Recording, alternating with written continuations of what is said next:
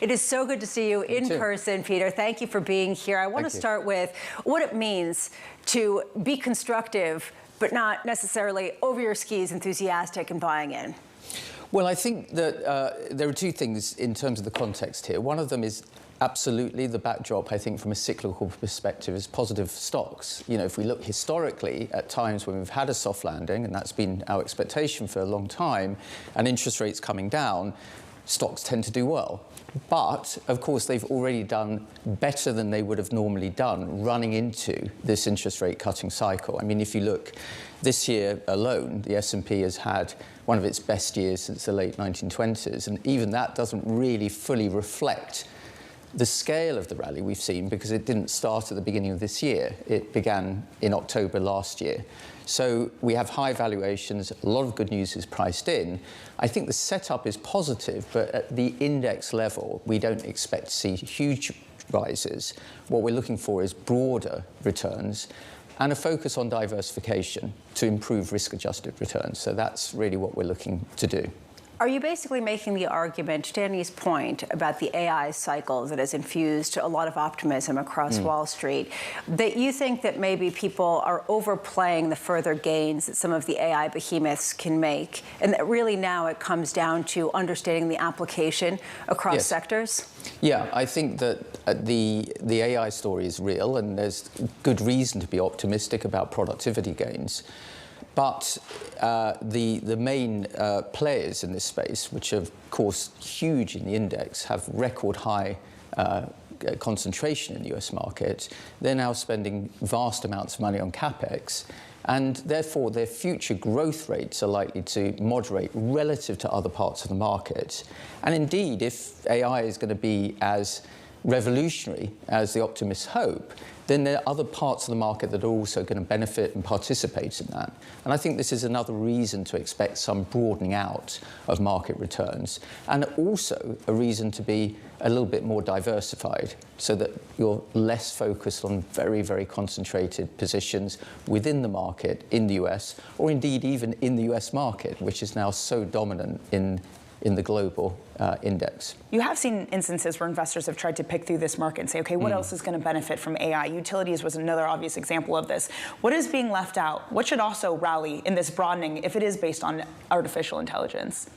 Well, I think there's two things. One of them you mentioned earlier was mid and small caps. You know, there are certainly companies within the next level down of size that should benefit because they're either contributing or indeed will generate new products and services on the back of the capital investment that the largest companies are doing. And that is a sort of cycle that we've seen playing out, for example, around the internet in the late 1990s.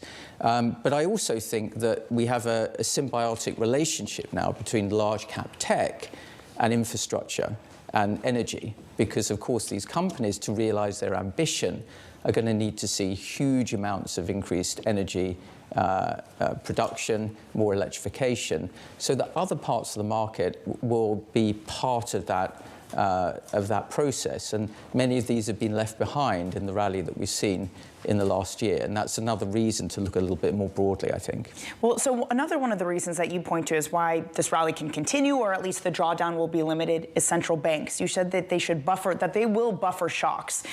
Is the Fed coming back? Because for most of the past 2 years, the Fed has said that easier financial conditions, i.e. stocks rallying, have been a problem for them. Yeah, but that was in the context of significant rises in inflation, which are now easing. So I think the central banks are less conflicted, and there's an ability and indeed a good reason why interest rates should be coming down. That is going to be an important support, I think. But it will also be an important support for some of the weaker balance sheet companies or more levered companies that have been, again, left behind a little bit on a relative basis in the last year or so, when most of the returns have come through, at least in the US, and the largest very strong balance sheet tech companies. It feels like the market continues to price in all of the good policies that potentially can come out of Trump. But what about some of the bad policies, especially for places like Europe and Asia, things like tariffs? How are you thinking about how the incoming Trump administration might use tariffs?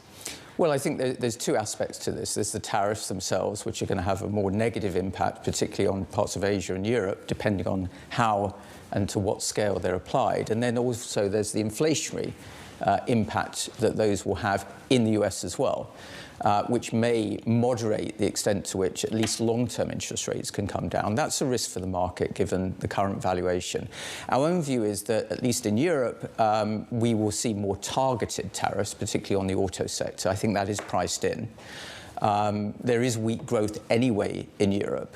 But it's also worth noting that a lot of European companies are very global. Many of them produce already in the US or are very highly exposed to the US market, but trade at much lower valuations. So I think that we would look at Europe and some of the other regions as part of this diversification process. Despite the weak growth we've seen in Europe this year, you're seeing a widespread of return. I mean, the Spanish market is up 27% year to date. So there are pockets in Europe. There are pockets, exactly. And I think the strategy that we're trying to look at here is to find pockets of value that gives you diversification to improve risk-adjusted returns. You mentioned Spain, so you like the periphery. Is that because the core is dealing with just political paralysis? Well, it's been an amazing turn of events relative to the sovereign debt crisis that we saw in 2015-16, because then, of course, all of the weakness was in southern Europe, saddled by very high debt and therefore very, very weak growth. And now you're seeing southern Europe doing really rather well, at least relatively speaking, and the core of Europe, or northern Europe, generally is much weaker. And indeed, the political paralysis we're seeing in France and Germany is constricting or restraining them in terms of what kind of growth that they can achieve. Having said that, again, it's important when we look at Europe not to over-map domestic economic conditions. Germany, again, has very weak growth, but the market has done rather well this year. Now, it's true that some of that, again, comes down to composition of the index, but that's why it's very important, I think, sometimes to look beyond the index and the country itself and to really try and find pockets of value and growth opportunities. And we think there are a lot of those when we look around the world. Peter, if the ECB cuts by 50 basis points on Friday, as Jeff Yu was saying earlier this morning, that's what they should do. Would you actually get bullish and even go overweight in certain sectors of the European equity sector? Yes, I think so. I mean, we overall expect the US market again to outperform Europe, but selectively, I think there are going to be some areas, as there have been this year in Europe, that do very well. And we do expect interest rates to come down more quickly in Europe. The currency is weak and likely to weaken further, and that will benefit some companies. And you can find pockets of Europe, as I mentioned earlier, there are a lot of companies in Europe that have 60 or 70% of their revenue exposure to the US. That's roughly similar to the average company in the US, but the valuations are much, much cheaper. And interest rate cuts in Europe will help those companies, I think. I say this at a time when there's a real question about whether inflation is truly under control in the United States. And we do get CPI on Wednesday at a time when Neela Richardson earlier this morning of ADP was saying we're kind of at this point where we don't know which way it's going to go just based on looking at the labor market. How much of a game changer would it be if there were true signs that inflation was sticky and this was not a Fed that had the luxury of cutting rates more than maybe once?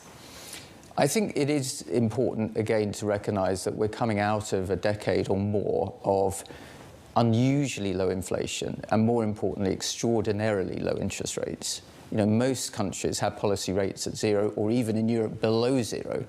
3 or 4 years ago, a quarter of all government debt in the world had a negative interest rate. I think that has now shifted permanently into an environment where we're going to get lower rates than we've been experiencing in the last couple of years, but not going back to the levels we were seeing previously. And for some companies and some parts of the market, I think that is going to be a restraint because the cost of capital is going to be higher.